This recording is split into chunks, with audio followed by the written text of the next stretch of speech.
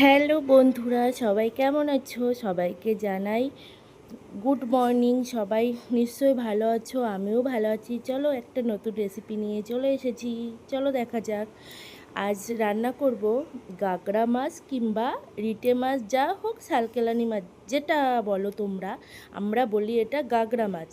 আর এটা গরম জল দিয়ে ভালো করে পরিষ্কার করতে হয়, কারণ এর গায়ে প্রচুর লালা পর্যন্ত লেগে থাকে, মানে এটা তাই ভালো করে গরম জল দিয়ে পরিষ্কার করে নিতে হয়। তা পরিষ্কার করে লবণ হলুদ মাখিয়ে সুন্দর করে এবার কড়াইটা গরম হয়ে গেছে, তেল দিয়ে দিয়েছি। দেখো তেলটাও গরম হয়ে গেছে। এবার এক এক করে মাছটা কড়াইতে ছেড়ে দেবো। তেলটা দেখো গরম হবে কি করে বুঝবে? এই যে বাবলসগুলো ওঠে না, বাবলসগুলো তেলে মিলিয়ে গেলে ভাববে কি তেলটা পুরো গরম হয়ে গেছে। আর এবার মাছগুলো একে একে ছেড়ে দেবো। আর এই মাছগুলো তেলে দিলে এত ফোটে, মানে এটা ভাজতে হয় ঢেকে ঢেকে।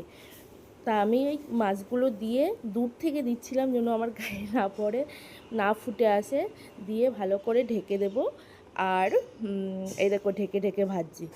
আর এই যে মাথা দুটো লাস্টে ছিল, সে ভেজে নিয়েছি। মাছগুলোও ভাজা হয়ে গেছে। এবার ওই তেলেই মাছটা ভাজার পরে যেটুকুনি তেল অবশিষ্ট ছিল তার মধ্যে জিরে ফোড়ন দিয়ে দিলাম।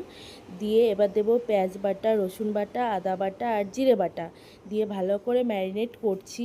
এটা ভালো করে 2-3 বার আমি জল ঢেলে ঢেলে ঢেলে ঢেলে ভালো করে কষিয়েছি মশলাটা।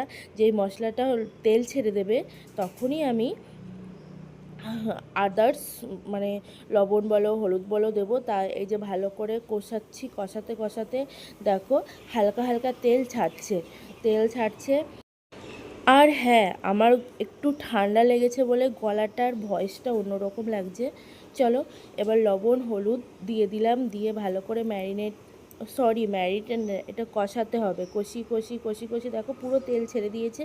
এবার দিয়ে দেবো আলুটা ভালো করে মানে ওই মশলার সাথে ভেজে দিতে হবে। হালকা যেই ভাজা ভাজা হয়ে যাবে, মানে একটু নরম নরম হয়ে আসবে, 90%, মানে 100%-এর মধ্যে 10% হয়ে গেছে।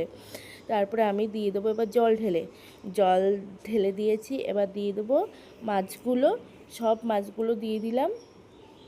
তারপরে যখন হালকা বলক চলে আসবে ঝোলে, তখনই আমি দেব ঢেকে। দেখো হালকা বলক চলে এসেছে, এবার দেব ঢেকে। ঢেকে দিলাম। এবারে আমি ওয়েট করব কতক্ষণ হয়েছে। আমার এর মধ্যে 2-3 বার খুলে দেখেছি, কিন্তু আলু সিদ্ধ হয়নি বলে আমি আর কিছু বলিনি বা ভিডিও ক্লিপ নেইনি। এখন দেখো